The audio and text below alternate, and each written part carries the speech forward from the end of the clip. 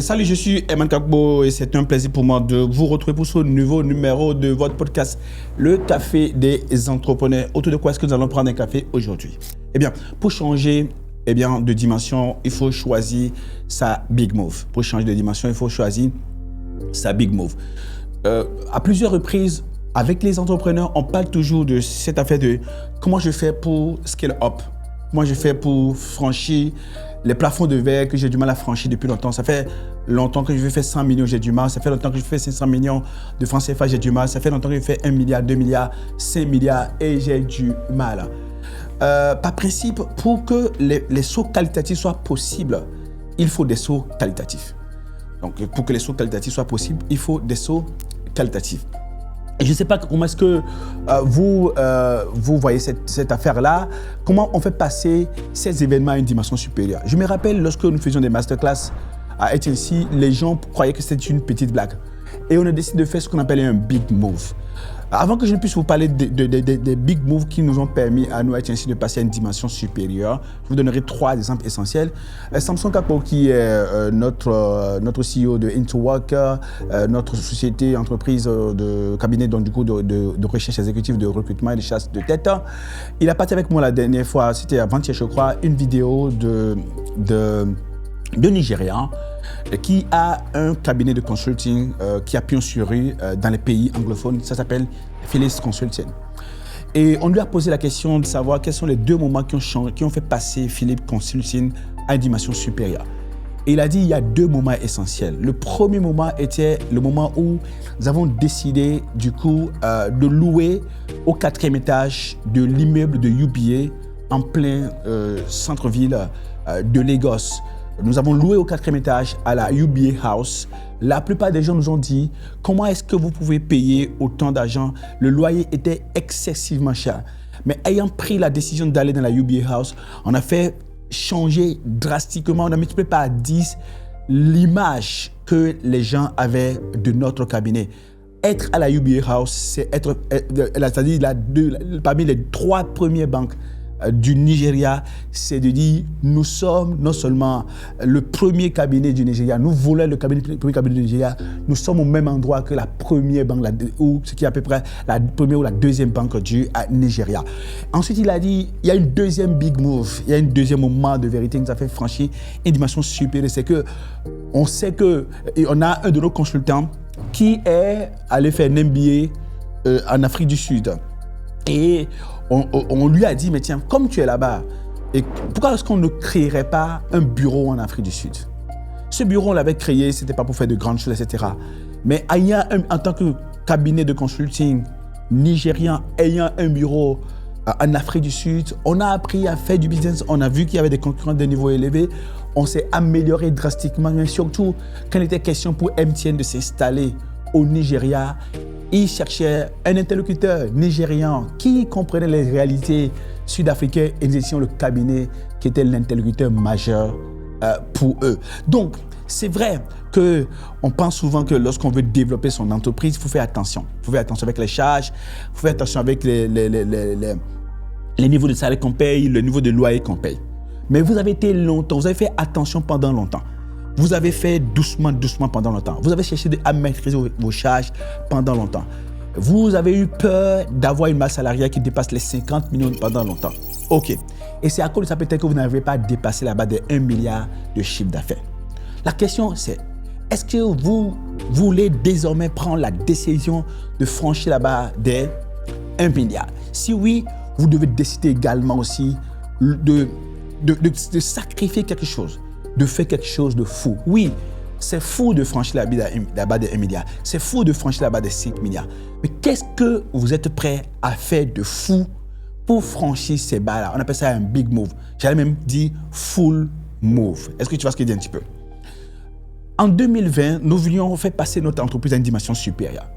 Et pour pouvoir faire cela, nous avons décidé de recruter des commerciaux. On en avait recruté une vingtaine environ. Le seul défi majeur, c'est qu'en fait, on a fixé à 200 000 francs CFA le montant que nous étions prêts à payer aux commerciaux. Et nous n'avons pas pu franchir un move. Quand tu pars de 0 francs à 200 000 francs, tu n'as fait aucune qu'un effort extraordinaire encore. Il n'y a rien de risqué ici. Il n'y a rien il n'y a pas un gros mouvement ici. Il n'y a rien de qualitatif, de transformation. Il n'y a pas une multiplication par 3, par 5 pour que tu espères multiplier ton chiffre d'affaires par 2. Donc, on a perdu énormément du temps parce que les commerciaux à 200 000 francs n'étaient pas qualifiés pour nous aider à franchir l'étape qualitative, l'étape décisive qui était importante pour nous dans la croissance de nos chiffres d'affaires. Et jusqu'à ce qu'on dise, OK, on va avoir 2 types de commerciaux. Des commerciaux que nous payons à 500 000 et qui vont s'occuper des clients particuliers et des commerciaux que nous payons à 1 500 000 au moins et qui vont s'occuper des grandes entreprises. Et cela nous a fait franchir une étape significative. Avant ce big move, lorsqu'il y avait des contrats qui dépassaient les 50 millions, on avait à peine 3 personnes dans la boîte qui étaient capables de le faire.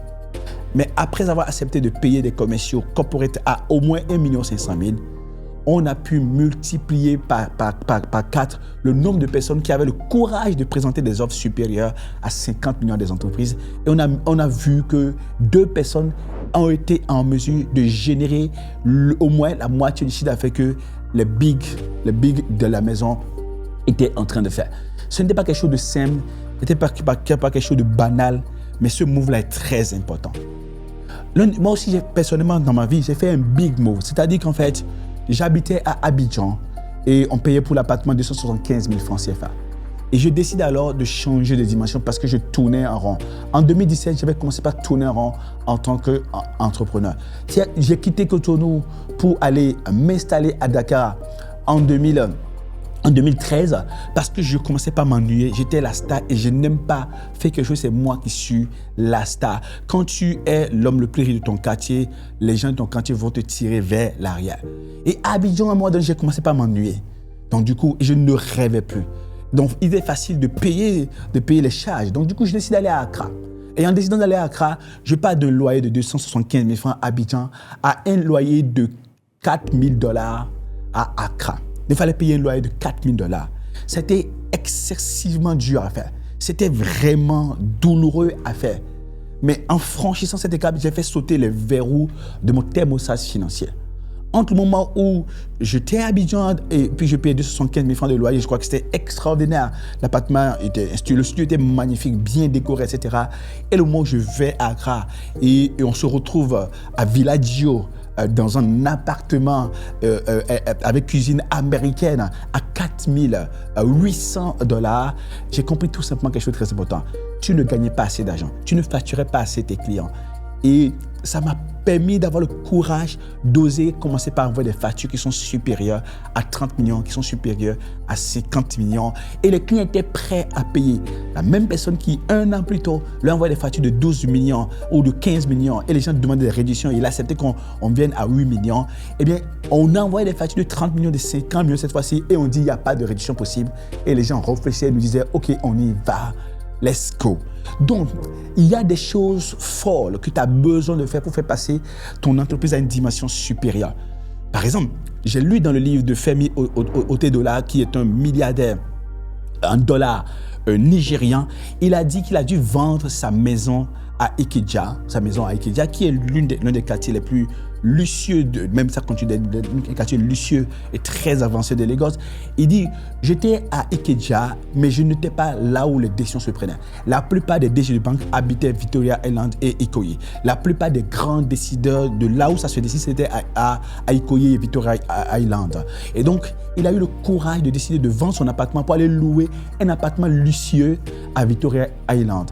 Et là, il était en contact direct. Il pouvait inviter à un dîner là où les vraies décisions des milliardaires, des multimilliardaires de Lagos se prenaient. Et ça a permis à Femi Otedola de multiplier par 19 son chiffre d'affaires en l'espace de 3 mois. Juste parce qu'il a vendu sa maison pour aller là où ça se décide. Même s'il payait luxueusement plus cher ce qu'il devait payer, il lui a permis de changer de dimension. On parle de scale up son entreprise, faire passer son entreprise à une dimension supérieure. Beaucoup de gens veulent faire 10 milliards de chiffre d'affaires et continuent de vouloir payer leur directeur commercial à 750 000 francs. Ça ne marche pas comme ça. Le chiffre d'affaires que tu veux faire nécessite que tu franchisses des caps, que tu décides de payer ton directeur commercial à 3 millions et en changeant de recueillant le titre de directeur commercial qui peut signer des deals de 2 milliards, de 3 milliards pour toi sans que tu aies besoin d'intervenir. C'est ces risques que tu as besoin de prendre. Comme on le dit, qui ne risque rien n'a rien, n'est-ce pas? Donc du coup, si tu veux faire passer ton business à une dimension supérieure, identifie 3 gros big moves que tu seras obligé de faire pour que l'entreprise change vraiment de dimension. Car si tu continues de penser petit, tu vas rester petit. J'étais très heureux d'avoir pris ce café avec toi aujourd'hui. Je te propose de réécouter cette capsule jusqu'à ce que tu décides vraiment de changer de cap et ton entreprise changera également de cap. On se retrouve très vite pour un nouveau numéro de ton podcast, Le Café des Entrepreneurs. Bye.